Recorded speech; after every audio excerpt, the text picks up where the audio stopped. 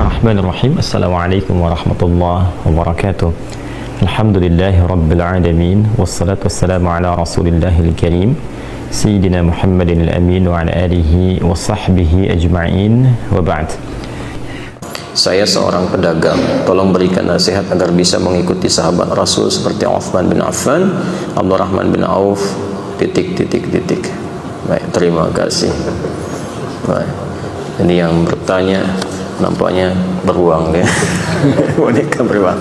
Alhamdulillah beruang ya, orang yang ingin berdakwah lewat harta yang Allah titipkan.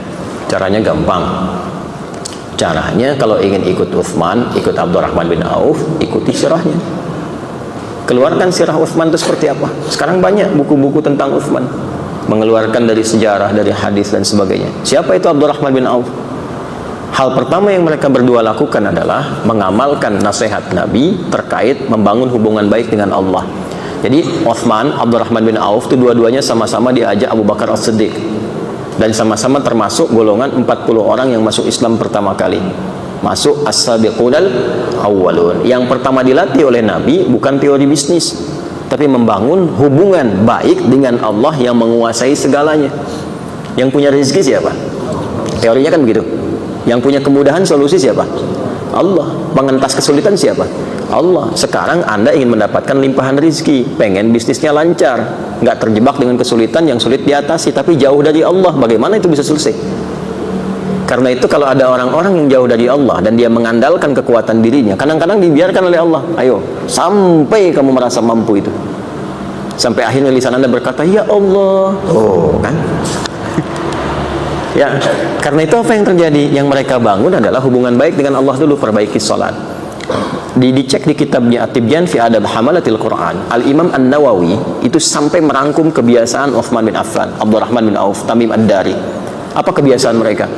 Tidak pernah meninggalkan tahajud dan dekat dengan Quran. Itu sampai mereka sukses pun, ketika di Madinah itu sukses bisnisnya, tidak ada yang melampaui kegembiraan mereka kecuali menunaikan sholat tahajud di malam hari sampai khatam Al-Quran. Jadi itu sesibuk-sibuknya masih sempat tahajud, sesibuk-sibuknya. Makanya kekayaannya dianggap biasa oleh mereka. Abdurrahman bin Auf itu pekerjaannya sebulan itu kalau dari hasil penghasilannya itu masih bisa dibagi dengan penduduk Madinah. Sepertiga dari penduduk Madinah itu ada yang dibantu oleh beliau untuk dilepaskan dari utang-utangnya. Sepertiganya lagi diberikan pinjaman modal untuk berusaha. Sepertiganya lagi yang tidak punya kemampuan keras untuk bekerja disantuni. Jadi semua penduduk Madinah itu mendapatkan bagian dari santunan Abdurrahman bin Auf. Ya, Abu Talhah itu paling kaya di Madinah, tapi ketika dibutuhkan oleh agamanya apa aja bisa diinfakkan. Uthman gak usah ditanya. Ya, aset-asetnya kalau perlu ada yang susah untuk masyarakat dibeli oleh beliau, diwakafkan. Itu kan kisah sumur itu, ya. Kisah kebun itu yang sekarang jadi penginapan yang viral itu pekerjaan mereka. Bagaimana itu bisa terjadi ketika hubungan dekat dengan Allah itu terjalin? Karena itu kalau kita ngaji Kitabul Buyu', bab tentang bisnis, sebelum nyampe ke sana kan dibuka dengan Kitabul Iman, Kitabul Ilmi, Kitabul Shalah. Imannya perkuat dulu, belajar ilmunya yang kuat, ilmu manajemen bisnis, ilmu dagang, supaya tahu bagaimana Islam memberikan spirit kepada perdagangan dan bisnis. Jangan menipu, jangan curang, ini strateginya. Bagaimana bikin objek kita mudah dikenali masyarakat, bagaimana orang senang dengan produk kita, bagaimana orang-orang itu melihat produk itu dengan hati, bukan sekedar dengan pikiran. Jadi begitu datang tuh udah nggak nawar lagi, itu ada. Ya, membangun trust teorinya bagaimana ada.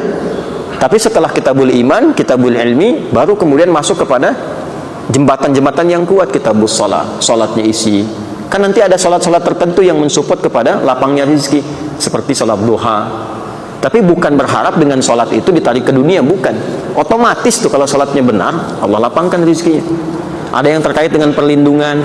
Jangan dikira bisnis ataupun bahkan berdagang akan sepi saingan.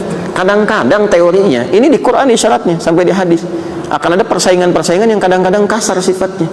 Ada yang ingin menjatuhkan, menyingkirkan, bahkan ingin menzalimi. Itu akan ditemukan.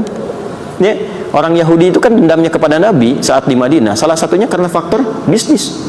Di ekonomi, Nabi membuat stabilitas harga supaya masyarakat mendapatkan keadilan sosial dalam konteks berekonomi, supaya stabil. Mereka bersikap monopoli tadinya. Sudah 600 tahun berhasil monopoli di sana, distabilkan lagi oleh Nabi, marah mereka. Ya, ketika marah itu merasa bisnisnya terganggu, padahal Nabi ingin menerapkan keadilan sosial pada masa itu. Maka dibuatlah kemudian makar-makar dan sebagainya, dibiayai orang-orang tertentu untuk menyakiti Nabi. Itu bisa terjadi. Nah, nanti ada teori-teorinya seperti apa supaya dilindungi. Tahajud itu mendatangkan perlindungan dari Allah, bahkan membimbing Anda untuk bersikap proporsional dan profesional. Nanti ada di Quran surah ke-17 ayat ke-79 sampai 81, termasuk 4 keutamaannya. Qur rabbi adkhilni mudkhala sidqin wa akhrijni mukhraja sidqin waj'alni min ladunka sultanan nasira. Subhanakallahumma bihamdika nashhadu an la ilaha illa anta nastaghfiruka wa natubu ilaik. Allahumma tubna ilaika taubatan nasuha ya arhamar rahimin. Ighfir lana dhunubana ya Allah kama ghafarta ibadaka as-salihin was-salihat wa alhiqna ma'ahum ma'al ladina an'amta 'alaihim minal nabiyyin was-siddiqin wasyuhada'i was-salihin wa hasuna ulaika rafiqa. Wa sallallahu ala sayyidina Muhammad wa ala alihi wa sahbihi ajma'in. Wa akhiru da'wana alhamdulillahi rabbil alamin. Assalamualaikum warahmatullahi wabarakatuh.